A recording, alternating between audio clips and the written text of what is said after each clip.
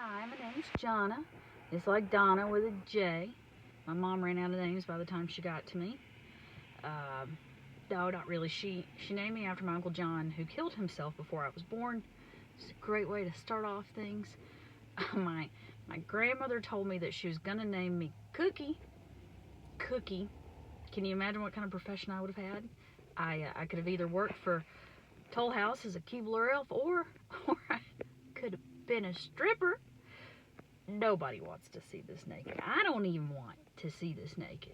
So that would have been out of the question. Thank God she named me what she named me. But kids' names are weird. I'll never understand why people name their kids what they name them. I have 3 children. My oldest is Wyatt. He's 18. My middle one, Amelia. We call her Millie. Sometimes Mildew. She's 14. And then Maggie is almost 10. All normal names you can pronounce without needing a speech therapy degree. Maggie, the youngest, has had some really interesting kids over the years in her class. Last year, she had a kid named Blaze. B-L-A-Z-E. And Blaze acted exactly like you would think a kid named Blaze would act. Kid was wild. One day she came home, she told me what Blaze had done, and I said, what do his parents do? Do you know? And she said, no, but I know that he lives with his grandparents and that his mom is in jail. And I was like, go figure. And so, I have a theory, though. I think that his dad perhaps was a firefighter, or maybe, hear me out, his mom possibly was a pot-smoking serial arsonist, because they say opposites attract. Anyway, who knows? She's got another kid in her class this year named Cayenne, and apparently Cayenne is incredibly rude. She came home and she's like, Mom, Cayenne's so mean to me. I was like, just ignore her. I was like, hold on, wait, who's rude to you? She said, Cayenne. I'm like, the pepper? She said, no, Mom, like the person. I was like, all right. The cake name that just takes the cake is our neighbors have a little boy named Coy. Coy, K-O-I. No, not being racist. They are blonde, tow-headed kids. And this kid's name is Coy. When they moved in, girls went out to introduce themselves, playing, and they came back inside. They told me his name, and I was like, Coy, like the adverb, or like the noun. Blank stares. I was like, okay, like, don't be coy with me, or like the fish. And Millie said, yes, Mom, like the fish. I said, how do you know? And she said, because his mom has painted koi fish all over his walls. And I was like, all right, cool. Guess I was better than tilapia. You know what? There's probably a kid named tilapia somewhere. But anyway, kids are insane. Insanely funny sometimes. My kids are super funny. They don't even realize that they're funny. One day, Amelia, the 14-year-old, she said, Mom, why do we have so many Jewish women in Anderson? Full disclosure, one thing we do not have a lot of in Anderson are Jewish women. I said, Amelia, how do you know they're Jewish women? And she said, they've got those hat thingies. And I was like, Mill, honey, only the men wear the yarmulkes. That's what those are called. They're called yarmulkes. She said, no, Mom, I see those women all the time in the Walmart market with those little hat thingies. And I was like, the women with hat thingies. Do you mean Mennonites? Those are Mennonites, not Jews. Definitely not Jews. They actually believe in Christ. They're not Jews. The one thing Anderson doesn't have a lot of, again, Jewish women.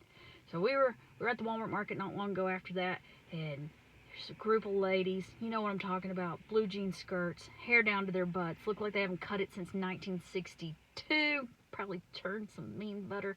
And Amelia goes, look, Mom, look, there they are, look, it's those Mineralites. Mennonites, not Jews. Mennonites, not Mineralites. Mennonites. Yeah, but when my kids do really dumb things or say dumb things, I don't take it personally. I most certainly don't take credit for it. Nope, I blame it on my husband's side of the family, his genetics, his gene pool. One day I was in the kitchen cooking dinner. He was in the living room watching a movie, and he said, "Hey, baby, how long do you think it gets there from there?" And I said, "Gets there from, can you speak in English?" And he said, "What I mean is, how long do you think it takes to get from there to there?" And I was like, "From where to where? Give me a point A and a point B." And he goes, "From Great Britain to Australia." I was like, "Well, I'm not sure. I'd have to look it up." And he's like, "Probably about 2 hours." I laughed, and realizing his error, he goes, "Oh, do you think it's probably more like 3 hours?" I was like, no. Oh God, are you serious? I went into our homeschool area, got the globe, and I'm like, this is the continent of Europe, and this is Great Britain. All this is Europe. This right here is the continent of Africa. Over here is Australia. Something tells me it's going to take more than 2 hours to get from here all the way over here. But what do I know? Another good one. We were on a road trip. We're talking about war because men love the Civil War. And he said, "Can you imagine how big Atlanta would have been if Frederick Douglass hadn't burnt it to the ground?" I said, "Yeah, you mean General Sherman?" And he said, "No, baby, Frederick Douglass." Eric, Frederick Douglass was a black abolitionist. General Sherman, white guy. Well, maybe I confused the two, baby, because they look alike. No, Eric, they don't look alike. Not at all. Do you know what they look like? And he's like, "Yeah, I think so." Google it. This is Frederick Douglass. Looks like he could be Don King's great-grandpa. And you think he looks like, hold on. Everybody look it up. Look it up on your phones if you don't remember what they look like. This is General Sherman. Looks like he could be Beavis and Butthead's great-grandpa. You think these two look alike? But my all-time favorite thing that's ever come out of that man's mouth is when he said, "Baby, you know that big statue of Jesus? You know, when his arms are spread out?" And I was like, "You mean Christ the Redeemer?" And he's like, "Is that what it's called?" I was like, "That's what it's called. It's in Brazil." And he's like, "Oh, I didn't know it was in Brazil." I'm like, Brazil's in South America, by the way. He said, "Well, how did they know how to make Jesus' face? Like, did they have a picture of him?" And I was like, "Well, they have paintings." And he's like, "Well, why didn't anyone take a picture of him if he was the Savior?" And I was like, "Well, maybe because they didn't have cameras back then." And he was like, "Yeah, that's true. So you think they used like a painting to model his face?" And I was like, "Probably. Yeah, I would guess so."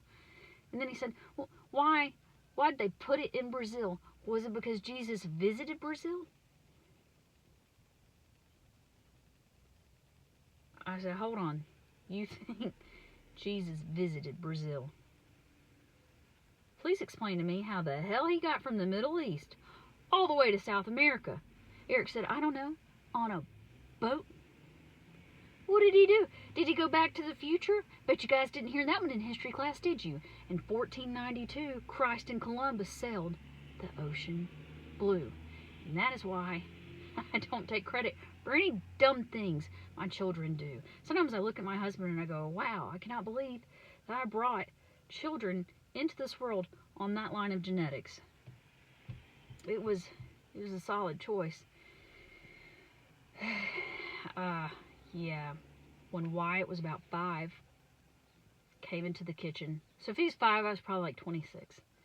He said, "Mom, what would happen? What would happen if you got toothpaste up your butthole?" And I, without missing a beat, said, "Oh, your legs would have fall off." I don't want my legs to fall. I need my legs. It was at that point in time I realized that he had indeed put toothpaste up his butthole. I said, "Buddy, why would you put toothpaste up your butthole?" And he said, "Well, you told me to scrub my whole body. And if toothpaste gets my teeth clean, I thought it would get my butthole clean." I can't lie. That's a pretty good line of reasoning.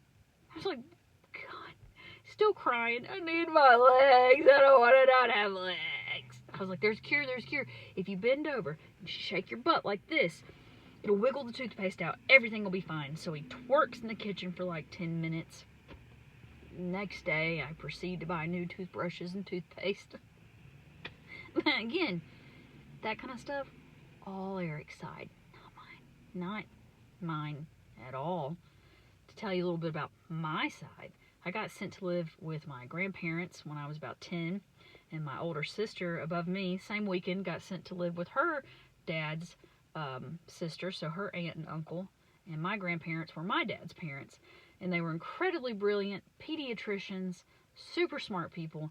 My grandfather, even before he was a pediatrician, flew B-25s in World War II. And not only was he a pediatrician, he also was an immunologist. So he had like double specialty. Just wicked, ridiculously smart man. Worked on the polio vaccine with other doctors along with Dr. Salk. Just really smart people. My grandmother, equally smart, equally evil. She's an evil woman. Just manipulatively evil. She was kind of like Bobby Boucher's mom. Everything was the devil to her. Everything. She was Catholic, so there's that. Everything probably was the devil. She would make these elaborate dinners, and I would eat them, and she'd be like, "Oh, you don't want seconds?" I'm like, "No, I'm full. I slaved over this hot stove. You don't even want seconds." So I would eat the seconds, and then she'd be like, "Huh, gonna have a big butt and huge thighs, just like your mother. You know, gluttony is from the devil." You couldn't win. Could not win with this woman. In the 6th grade, I begged my dad for a gerbil for my birthday. I should mention that my dad lived with my grandparents and I. And in western North Carolina, where our family farm is located, we didn't have PetSmarts in Polk County. This is how Polk County. We didn't have PetSmarts. So my dad drove all the way to Spartanburg, South Carolina, which I'm not sure why he did that. He could have went up to the barn and found a mouse and just told me it was like an Appalachian gerbil. I probably would have believed him.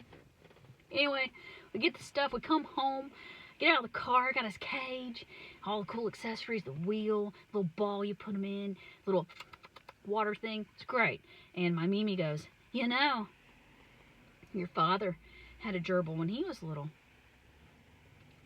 Bit clear down to his index finger. Your grandfather had to bribe one of his surgeon friends to remove it surgically. That is not coming into my house. What you can do is hang it in the rafters of the well house." Now, for those of you that don't know, well house is kind of like an outhouse. It's a little building with a little door that covers the entrance of a well.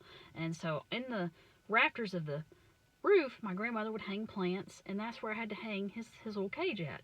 So I'd take them down, I'd play with them on the patio because I had to keep them outside, and I'd put them back. One morning I went out to feed them, cage door wide open. Ran inside, screen door slamming behind me. "Dad, my gerbil's gone." He comes out. My grandmother walks around the corner and she goes, "You probably weren't responsible enough to shut the door good." I knew I shut the door good, because every time I would put him up there, carabing from the rafters, I was terrified he was going to fall to his little gerbil death. I knew I shut it good. She goes, you probably left it open and a snake ate him." Snakes are from the devil. That was God's way of saying you didn't need it. Yeah, but the best one she ever did, I was 16. She wanted to be mad at me, but she didn't have a reason to be mad at me. So, getting ready for school, she takes my hairdryer and she plugs it in and turns it on full blast. Goes and gets my dad. "Scott, Jonna could have burnt the whole house down." My dad's like, "Don't worry about it. I'll talk to her. I'll take care of it. So, we're getting ready to go to school. My dad taught at my high school. That was fun. It was not fun. Hated it. Sucked. Popular kids would be really nice to me the semester they had my dad, and then never speak to me again.